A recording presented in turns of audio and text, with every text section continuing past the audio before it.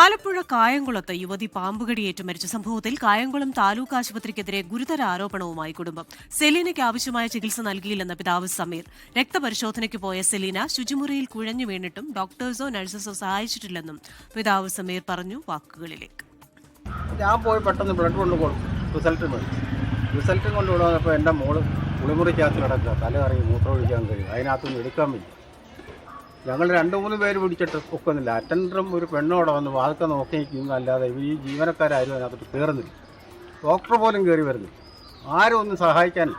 വെളിയിൽ ഓടിപ്പോയി വെളിയിൽ നിന്ന് 2-3 പേരെ വിളിച്ചുകൊണ്ട് വന്നാണ് എൻ്റെ മോള് കുളിമുറിക്കകത്തുനിന്ന് എടുക്കുന്നത്.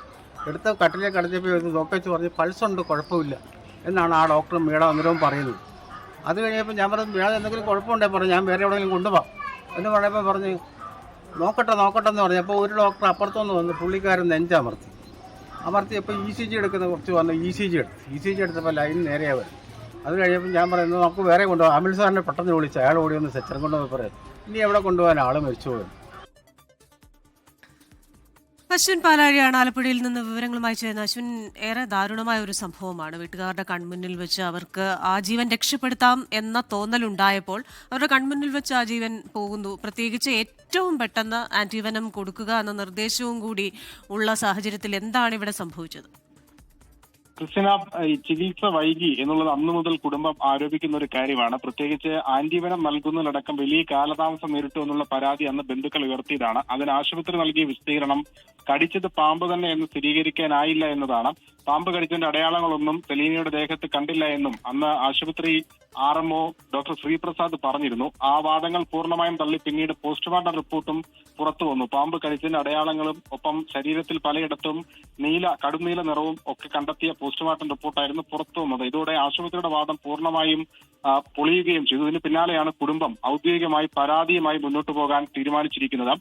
സെലീനയുടെ പിതാവ് നാളെ മുഖ്യമന്ത്രിക്കും ആരോഗ്യമന്ത്രിക്കും പരാതി നൽകാൻ തീരുമാനിച്ചിരിക്കുകയാണ്. ആശുപത്രിയുടെ ഭാഗത്തുനിന്നുണ്ടായ കാര്യങ്ങൾ എണ്ണി പറഞ്ഞായിരിക്കും പരാതി. ഈ രക്തപരിശോധനാ ഫലം കാത്തിരിക്കുന്നതിനിടെയാണ് ശുചിമുറിയിലേക്ക് പോയ സെലീന അവിടെ കുഴഞ്ഞു വീഴുകയും പിന്നീട് ശുചിമുറിയിൽ കിടന്നു തന്നെ മരിക്കുകയും ചെയ്യുന്നത്. അവിടെ നിന്ന് പുറത്തേക്ക് എത്തിക്കാൻ ആശുപത്രിയിൽ നിന്ന് ഡോക്ടർമാരോ അറ്റൻഡർമാരോ നഴ്സുമാരോ നോക്കി നിന്നല്ലാതെ സഹായിച്ചില്ല എന്നുള്ള ആരോപണമാണ്. ഒപ്പം BP കൂടിയിട്ടും അതിന് യാതൊരു ചികിത്സ നൽകാനും ആശുപത്രി തയ്യാറായില്ല. മറ്റൊരു ആശുപത്രിയിലേക്ക് മാറ്റാം എന്ന് പറഞ്ഞപ്പോൾ മാത്രമാണ് സെലീന മരണപ്പെട്ട വിവരം കുടുംബത്തെ അറിയിച്ചത് എന്നുകൂടി പിതാവ് പറയുന്നുണ്ട്. എന്തായാലും നാളെ ഔദ്യോഗിക പരാതി നൽകാനിരിക്കുകയാണ് കുടുംബം.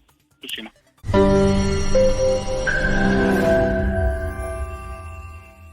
ലോകത്തെവിടെയായാലും ഏത് സമയത്തും 24 വാർത്തകളും ഓഗ്മെന്റഡ് റിയാലിറ്റി പാക്കേജുകളും എക്സ്പ്ലെയിനറുകളും വിശദമായി കാണാൻ ഞങ്ങളുടെ YouTube ചാനൽ നിങ്ങൾക്ക് സബ്സ്ക്രൈബ് ചെയ്യാം.